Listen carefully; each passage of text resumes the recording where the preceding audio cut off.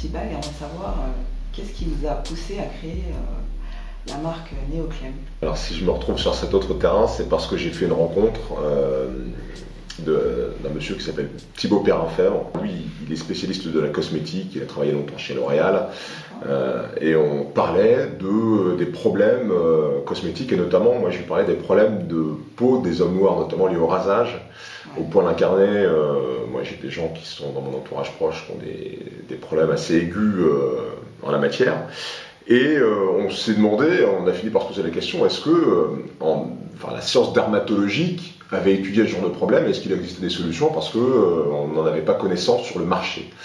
Et donc on a posé la question à CCI, qui est le laboratoire qui formule nos produits et qui les fabrique. On a posé la question à la chef laborantine, qui nous a dit que ça faisait partie des bases de la science dermatologique. Quand on commence les études de dermatologie, on apprend qu'il y a des peaux fines avec certaines problématiques et des peaux denses avec d'autres problématiques, et que, enfin bizarrement, pas tellement que ça finalement, mais l'industrie cosmétique s'intéresse beaucoup plus aux problématiques des peaux fines et propose des solutions pour ces peaux-là, et assez peu pour les peaux denses. Donc nous, on lui a dit, nous ça nous intéresse, on va lancer une gamme de produits qui s'intéressent aux problématiques des peaux denses, dont les problématiques de rasage pour les hommes à la peau noire, mate, métissée, et donc ces problématiques de poils incarnés, etc. On va lancer cette marque, et cette marque, on l'a appelée Neoclaim, et puis voilà ce que ça a donné. On a l'impression que toutes les femmes, et même les hommes qui ne sont pas blancs, sont exclus du marché de la beauté en France.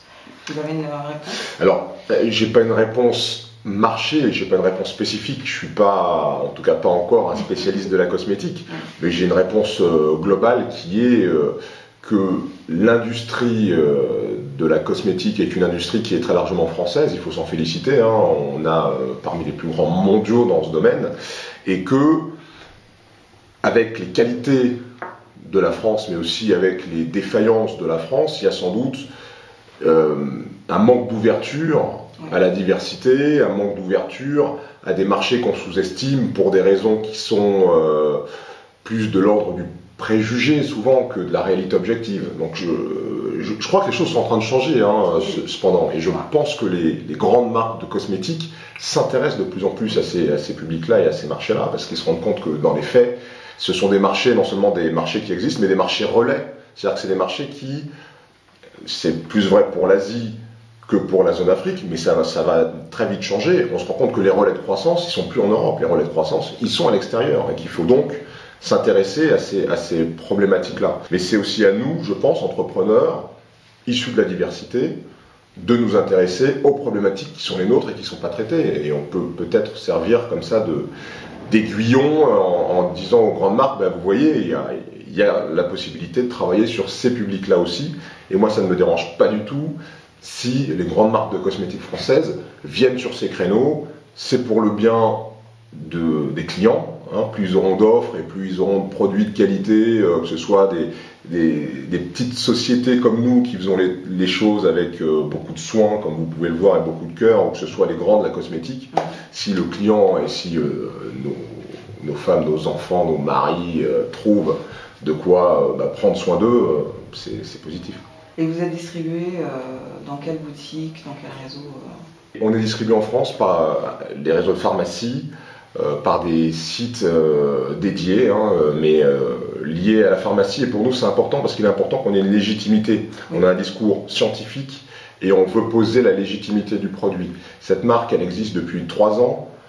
J'ai fait ma première interview à propos de cette marque il y a 2 mois. C'est-à-dire que l'idée, c'est vraiment d'avoir des produits qui soient légitimes, que les gens apprécient, et on a déjà chez les gens qui consomment ces produits de très bons retours et des renouvellements. Donc le produit, il est bon, il est légitime. Je n'ai pas voulu me mettre en avant tout de suite. L'idée, c'est pas de dire c'est la marque de Roselmac. L'idée, c'est de dire que c'est Neoclaim. Vous voyez, les visuels, ils sont extrêmement neutres. Les packaging, on n'a pas pris des géris. Voilà, on veut vraiment fonctionner sur la légitimité produit et sur le discours qui va avec. Donc, aujourd'hui, on est disponible sur tout un tas de sites internet. On va être disponible aux Antilles dans le réseau Nocibé. Voilà, les choses sont en train de se faire petit à petit. Puis tout ça va évoluer. Et puis les produits sont de plus en plus accessibles. Et on a un site internet, Neoclaim, qui est un site marchand et qui permet aussi de commander des produits. Alors je suppose que vous avez déjà testé les produits de la marque. Donc j'aimerais bien savoir quels sont vos 2 produits favoris et pourquoi. Alors mes 2 produits favoris sont l'huile magique, parce que comme vous avez remarqué, je me rase, et je me rase pas que la barbe, je me rase partout. Donc j'utilise l'huile magique. Je vais un peu tricher parce que le complément de l'huile magique, c'est ça. En fait, comme on est parti au début de la problématique du rasage, c'est quelque chose qui a été important pour nous dans le développement de cette marque. Et moi, j'ai appris aussi, parce que j'ai appris des choses, que pour éviter d'avoir des boutons de rasage, il fallait non seulement utiliser des produits qui étaient des produits adaptés, mais qu'il fallait aussi avoir une forme de rituel. Et le gommage de la peau, ce que je ne faisais jamais, comme j'imagine 95% des hommes qui vont nous regarder, ne le font pas. Sauf que c'est super important pour éviter d'avoir des boutons. Justement, en exfoliant régulièrement, alors pas tous les jours évidemment, mais une fois par semaine, une fois tous les 10 jours, en exfoliant, ça permet au poil de sortir plus facilement. Et ça évite qu'il s'incarne et ça évite d'avoir des boutons. Donc ça et ça, c'est super bien pour le rasage. Et moi j'adore cette crème peau unique qui est incroyable. Voilà. Et tous ceux à qui je l'ai fait essayer ont adoré, ça a un effet immédiat et vraiment assez impressionnant. D'accord. Si vous aviez des conseils beauté à donner aux hommes, quelles sont les choses que vous faites régulièrement pour être... Moi, je ne suis pas quelqu'un qui passe 1 heure dans sa salle de bain à prendre soin de lui, mais il y a des choses essentielles, et ce essentiel, c'est ça. Moi, je ne connais pas un homme qui se dise « je me fous d'avoir des boutons sur le visage ». Ça n'existe pas. Donc, pour éviter, encore une fois, d'avoir ces boutons, il y a des cas qui relèvent de la dermatologie. Hein. Ça, c'est pas du produit miracle. Il ne faut pas faire croire aux gens qui vont mettre ça et que les boutons vont disparaître. Il faut aller voir un dermato si on a vraiment de gros problèmes. Mais dans l'hygiène au quotidien, pour limiter l'apparition de ces boutons qui peuvent parfois, qui génèrent ensuite des coupures, enfin c'est juste horrible. Il y a vraiment des hommes qui se gâchent la peau avec ça, et ça peut limiter d'être dangereux. Il faut utiliser ces produits avec un rythme, se raser régulièrement dans le sens du poil, à peu près à la même heure, pas se raser un jour à 8h, le lendemain à 14 et le surlendemain à 6h du mat. Essayer d'avoir comme ça quelque chose d'assez rythmé pour que le corps s'habitue à tout ça et que le rasage ensuite se passe le mieux possible. Une question très importante, quels sont les prix de ces produits? La moyenne, c'est 30 € pour la gamme femme et 25 pour la gamme homme. Voilà. Quel message vous voulez aussi adresser à des gens qui lancent leur marque? Parce qu'il y a plein d'auto-entrepreneurs noirs qui lancent leur marque et c'est très difficile de rentrer dans le marché de la cosmétologie française. Et quel conseil vous leur donnerez pour intégrer ce marché-là et pour les motiver? Le conseil que je donnerais, c'est de s'accrocher, et ça c'est vrai dans tous les domaines, quel que soit ce qu'on fait, il y a toujours des obstacles, et ces obstacles, il ne faut pas renoncer face à eux. La deuxième chose, c'est que nous aussi on a été confrontés à des difficultés, on s'est rendu compte moi je me suis rendu compte de 2 choses, parce que je ne suis pas du monde de la cosmétique, et j'ai été surpris par 2 choses. La première, c'est que parmi les fabricants, ceux qui fabriquent des produits, il y a une forme de solidarité qui, moi, m'a énormément surpris. On a rencontré plein de gens, de plein de sociétés différentes, qui nous aident, qui nous donnent des conseils. Donc, c'est assez étonnant de voir que des produits, des marques qui pourraient un jour ou l'autre être concurrentes de la nôtre, nous aident. En revanche, les distributeurs, c'est une galère pas possible. C'est-à-dire que les réseaux de distribution sont carrément hégémoniques, et j'ai pas peur de le dire, moi je m'en fiche. Mais c'est extrêmement dur d'être distribué. Et je comprends quand vous me parlez des problèmes de tous ces jeunes entrepreneurs qui créent les marques et qui veulent les distribuer et qui veulent exister, c'est très compliqué. Aujourd'hui, il existe Internet, il existe vous, les blogs, il existe des sites marchands, il existe tout un tas d'alternatives à la distribution traditionnelle. Il faut qu'ils y aillent à fond, vous avez votre rôle à jouer, et on a tous notre rôle à jouer pour que ces entrepreneurs qui font des produits de qualité et qui peuvent apporter un service aux clients trouvent leur place, et cette place, ils vont se la faire petit à petit, ça va commencer sur Internet, et puis une fois qu'il y a un engouement et un intérêt, c'est toujours plus facile après d'aller voir des distributeurs et de négocier avec eux. Mais c'est effectivement extrêmement long et extrêmement compliqué, donc il faut s'accrocher. Le problème de la visibilité des femmes noires dans les médias, c'est le problème de la diversité dans les médias. C'est une question dont on parle depuis longtemps. Alors moi je suis un peu issu aussi médiatiquement de ces problématiques-là. Il y a à la fois un travail vraiment de long terme, il y a un travail de lobbying, il faut appeler les choses comme elles sont. Moi j'ai fait partie d'une association qui s'appelle Averroès. C'est un collectif plus qu'une association et qui invitait les patrons de chaînes pour évoquer les problèmes d'accès au PAF et d'accès aux grands médias français. Donc ça a fait son chemin. Il y a les émeutes de 2005 qui ont beaucoup joué aussi, parce que parmi les revendications, il y avait aussi ça, c'est-à-dire qu'on a tout un tas de jeunes gens dans ce pays qui ne se sentent pas représentés, parce que les médias, c'est aussi une fenêtre sur la société, c'est un endroit qui est censé être un miroir de la société. Or, pour le coup, en France, il y a un vrai décalage entre la réalité de la société et ce qu'on peut voir dans les écrans. Donc tout ça a bougé, et tout ça a fait un peu bouger les lignes. Quand vous dites qu'il n'y a pas de femmes noires, c'est pas tout à fait vrai. Il y a Psatoussi, il y a Audrey Pulvar, il y a Christine Kelly, il y en a quelques-unes. Sonia Rolland, il y en a quelques-unes, c'est une démarche qui est en cours et on peut considérer que ça va trop lentement. Maintenant, cette problématique-là, il faut continuer à la porter, et c'est pour ça que Neoclaim et toute autre initiative est importante, parce que il faut que dans, j'ai envie de dire, le logiciel républicain français, la diversité soit naturelle. Il ne faut pas que la diversité soit une question annexe. Il ne faut pas que ce soit une question à côté d'eux. Il faut que ce soit une réalité qui soit prise en compte dans l'ADN de la démarche républicaine.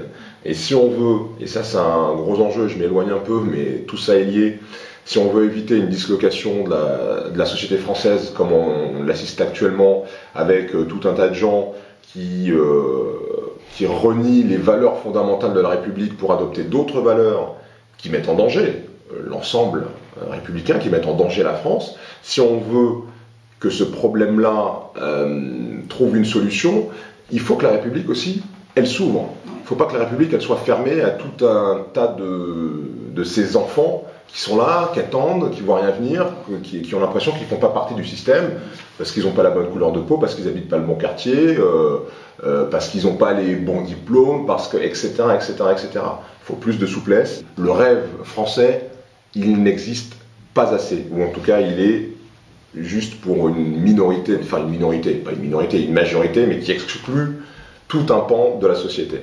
Donc il faut ouvrir tout ça, et toutes ces démarches-là font partie de ce qui va permettre de déverrouiller et d'ouvrir. Souvent, les gens pensent que beauté égale futilité, alors que pour moi, c'est beauté rejoint estime de soi. Quand on se sent bien dans sa peau, on se sent belle. Et j'aurais voulu avoir votre définition de la beauté. Elle rejoint certainement la vôtre.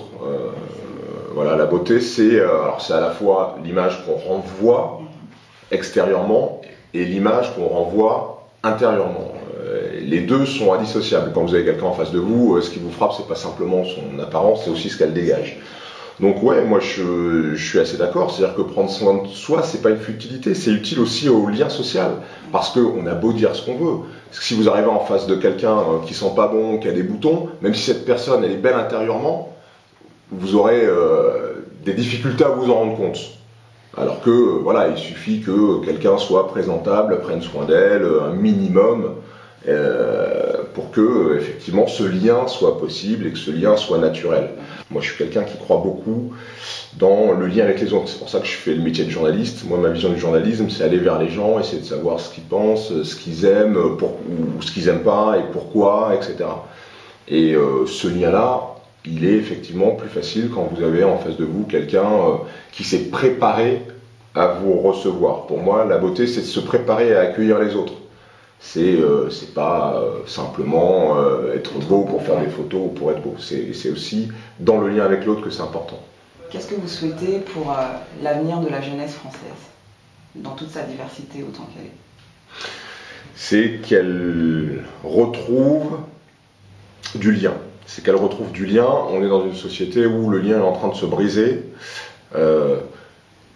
Je crois qu'il faut oublier le rêve de l'assimilation. L'assimilation, c'est une hérésie qui ne fonctionne pas. Vous ne pouvez pas demander aux gens de rejeter ce qu'ils sont sur le plan de leurs racines, sur le plan de leur identité profonde, pour intégrer un système qui en plus va les discriminer et qui en plus va potentiellement les rejeter pour des raisons de race, alors que cette personne a fait tous les efforts pour se débarrasser de son identité racine, de sa culture, etc. Ça ne marche pas. Gardons nos spécificités les uns les autres, mais soyons unis autour de valeurs fondamentales.